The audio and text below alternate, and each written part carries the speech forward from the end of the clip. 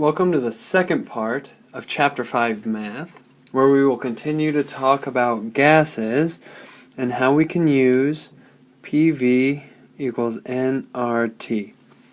So when we find gases, they are not usually alone. Sometimes they are when you get helium to blow up a balloon, or the helium in a hot air balloon, that's usually just helium. But most of the time, gases are mixed. Like let's say you're going to go scuba diving, the air in your tank is not just pure oxygen. It's a little bit of nitrogen, and among some other things. And so what we're going to talk about at the start of this video is what's known as partial pressures. And the guy who invented this, or who discovered this, or who found this relationship is known as Dalton. And so we're going to talk about Dalton's partial pressures. And so what we see is that the total pressure of a system is equal to the pressure of gas A plus the pressure of gas B, so on and so forth. However many gases that you have in the system. But we can substitute, if we were to come over here to our ideal gas law and divide everything by the volume, we know that pressure is equal to nRT divided by V. And so what we can do is we can substitute this in for pressures over here. When we do that, pressure total is going to equal, and I'm just going to put the moles of A, RT over V, plus the moles of B, RT over V, however many gases are in our system. What we can do is we can pull out all of the moles. So now we have Na plus Nb plus times RT over V. The reason why we can do that is because the gas in this system is at the same temperature, at the same volume, and is going to be, and the gas constant's a constant, so it doesn't change. So what we can do, or what we are going to do, is we're going to call this the Na plus Nb plus Nc. We're just going to call that N total. RT over V. So we know that the pressure total of a system is equal to the total number of moles in that system of all the gases times RT over V. Now, let's say we want to look specifically at gas A. And so what we want to find is we want to find the pressure of gas A in a mixture. So let's say in a scuba tank. So we know pressure of A is equal to Na times RT over V. What we can do to find the pressure of A is we can take the ratio of the pressure of A to the total pressure. So this is going to be N total RT over V. So what you can see, the RT over V's will cancel out. And so what we're left with is PA over P total equals Na over N total. This unit right here, Na over N total, is known as the mole fraction. A mole fraction is very important because if we find the molar fraction within a series of gases or within a combination of gases, we can then find the partial pressure, or the pressure of each individual gas in that mixture. And so what I'm going to do is erase everything on this side. So right now all we've done is algebraically manipulated a few things so that now we're left with this. So we have PA over P total equals Na, or the moles of A, divided by the moles of total. This is known as the molar fraction, or the mole fraction. we write mole fraction as a large uppercase X and then the letter or the molecular formula of the gas we're looking at. In this case, we're just using the letter A. So what we can do is we can multiply both sides by P total, and we get the pressure of gas A, is equal to the molar fraction of that gas times the total pressure within that system. And so it's a lot of work to get there, but if you notice, we use PV equals nRT to determine partial pressures and how it's easy to figure out these pressures. So let's do a problem. So this is going to be number 61. Let's say you have a gas mixture and you have three gases. You have nitrogen gas at 215 torr. You have oxygen gas at 102 torr. And you have helium gas at 117 torr. So I want you guys, and what we're going to do is we're going to calculate the total pressure within the system. And so what the total pressure comes to, if you were ever given partial pressures like this, the total pressure is equal to the pressure of N2 plus the pressure of O2 plus the pressure of helium. And so we have 215 plus 102 plus 117. When you add those up together, it's 434 torr. Notice what unit I kept this in. I kept it in torr. When you are not asked to convert things to atmospheres, you don't have to measure that. So what I want you guys to do with this problem, and this will be due, this one will be due on Wednesday, September 26th.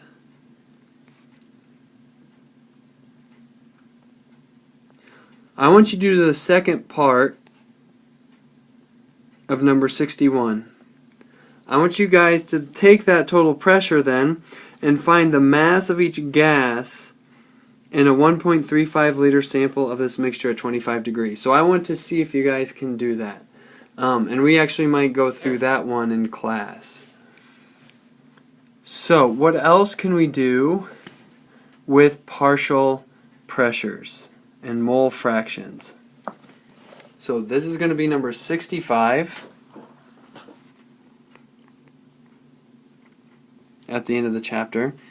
And so again, you have a gas mixture. You have 1.25 grams of nitrogen gas, and you have 0.850 grams of oxygen gas. We know the volume these gases are in, and we know the temperature.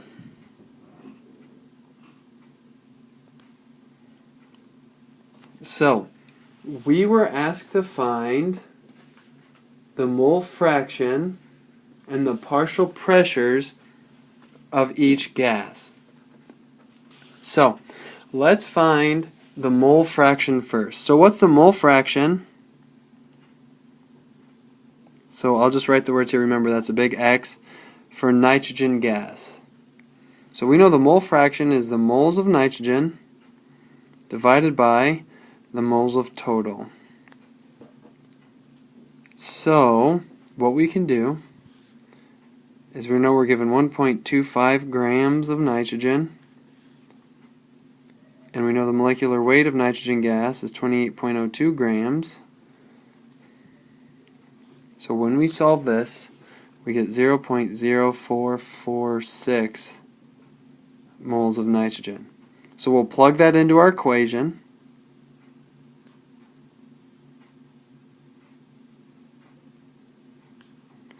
But we still don't know the moles of the total. We won't know that until we calculate this. The mole fraction for O2 is the moles of O2 divided by the moles of total. And so what we can do is we're given 0.850 0.50 grams of oxygen gas. We know there's 32 grams of O2 per 1 mole. And so this is 0.0266, I apologize for running out of screen here, moles of oxygen. So we can plug that into this equation.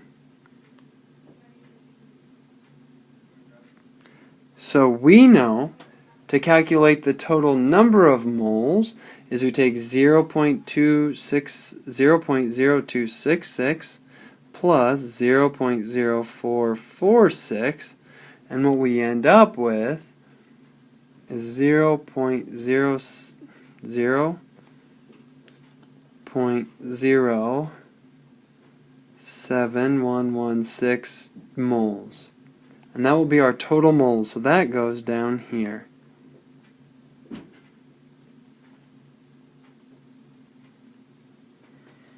Right? And so we find the moles of each of the individual gases, and then we add those together because they're the only gases in the system to find the total moles. When we do that, we will then get the molar ratio for those two gases.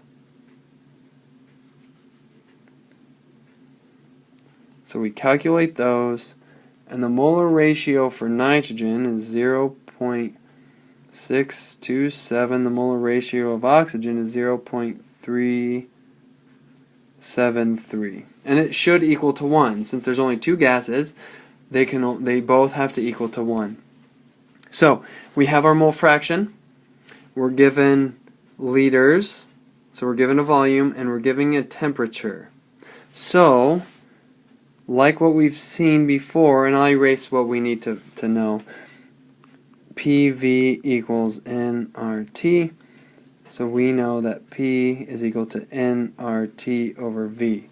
Right? So we're ready now to solve this problem. But if you think about the question was to solve partial pressures. Well, there's two different ways to find partial pressures with the information that we calculated. I'll show you both ways. The first way is we can just take our equation and we can use the total number of moles. And the temperature was 18 degrees Celsius. We'll convert that one to Kelvin. It's 291 Kelvin. And then they just gave us 1.55 liters. When we do this math, we get 1.096 atmospheres. But we're not done, because we have to remember what moles we used and what this will mean this is. So this is the total pressure. So you can find the total pressure using the total moles. So now we have 1.096, 1.096. And if you remember back to when we talked about the partial pressures and looked at the equation, we know that the pressure of O2 in this case would equal the molar fraction of O2 times the pressure total. And it would be the same for nitrogen. So what we can do is we can take our total pressure, which is here, and multiply it by the mole fractions we got for nitrogen, for oxygen, and we get this.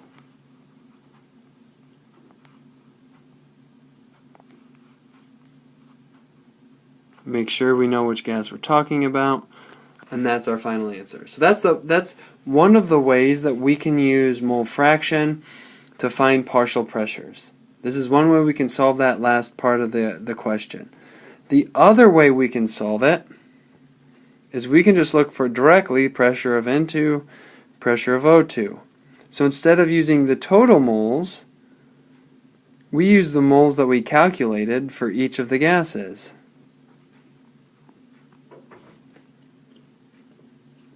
Everything else, temperature and volume, would stay the same.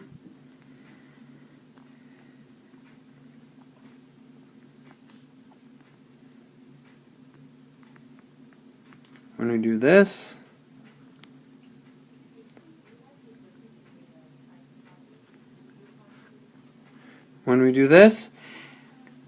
wouldn't you know it, we get the same answer.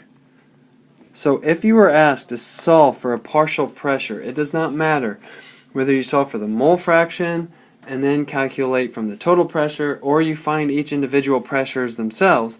Both of the ways work, both of the ways give you the exact same answer.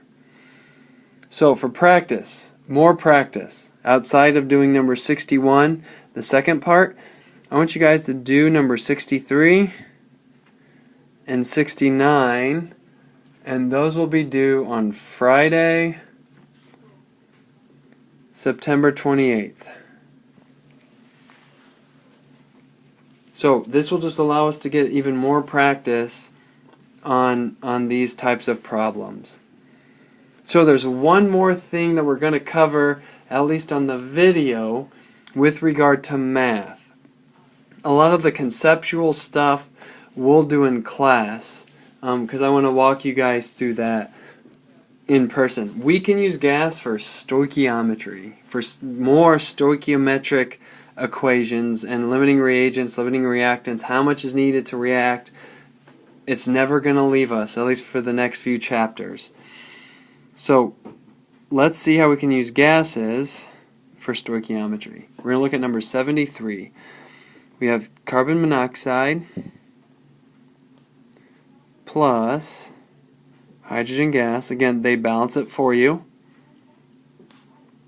Makes CH3OH gas. And so what we're asked to do is we want to know how much hydrogen gas in liters at pressure 748 millimeters mercury and 86 degrees Celsius will make, and we're going to look also for CO. So we're going to look for both carbon monoxide and hydrogen gas, how many liters of them it will take to make 25.8 grams of the product, CH3OH. So we're going to work this way, we're going to work this problem a little bit backwards, to where we start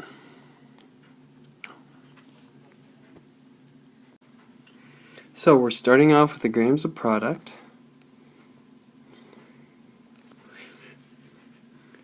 So we need to find the moles of product, because again, all stoichiometry problems, we have to calculate moles. Molecular weight is this.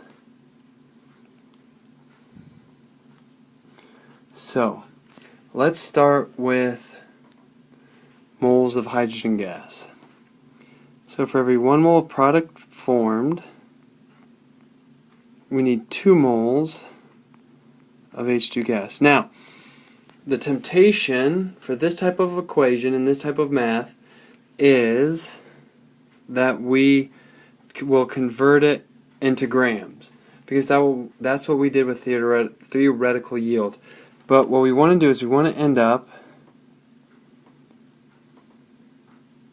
PV equals nRT. We'll solve for volume this time.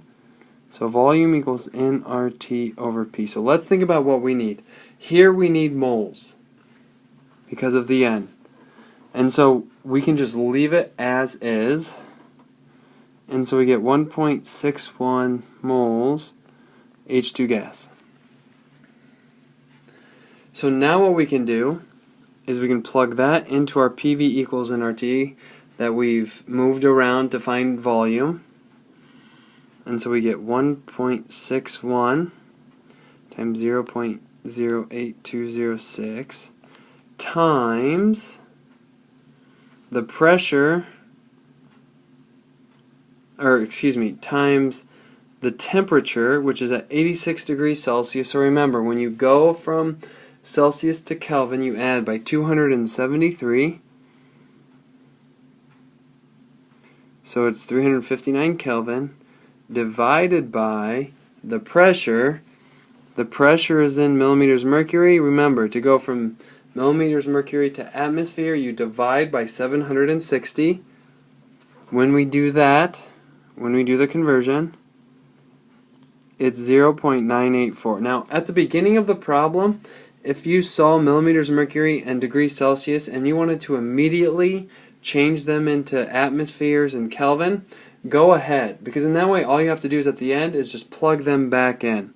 So when we solve this, or when we do the math, we get 48.2 liters of hydrogen gas. And so that would be the first part. How much hydrogen gas is needed to make that much product? So what we can do for the second part, or what I'm going to do for the second part, is I'm just going to erase all of this because it's going to be exactly the same. When we solve for how much carbon monoxide it's going to take, the only thing we're going to change is the molar ratio. And so now it's a 1-to-1. When it's 1-to-1, we get 0.805 moles CO. So we come down here,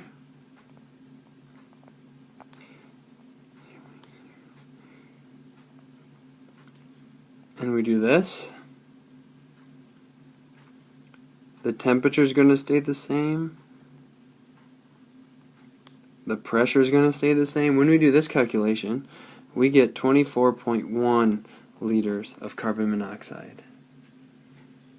And so we can use gases in stoichiometric ways to determine number of moles, to determine limiting reagents, to determine how much is going to be needed for the reaction to occur. And so for practicing this, I want you to do questions number 77, 79, and 80. Those will be due on Friday, September 28th, at the beginning of class, like they always are. This will just give you more practice, right? Not only practice with gas and stoichiometry, but just give you practice with stoichiometry and turning things into moles and using the molar ratios. You always have to be concealed, don't feel, don't let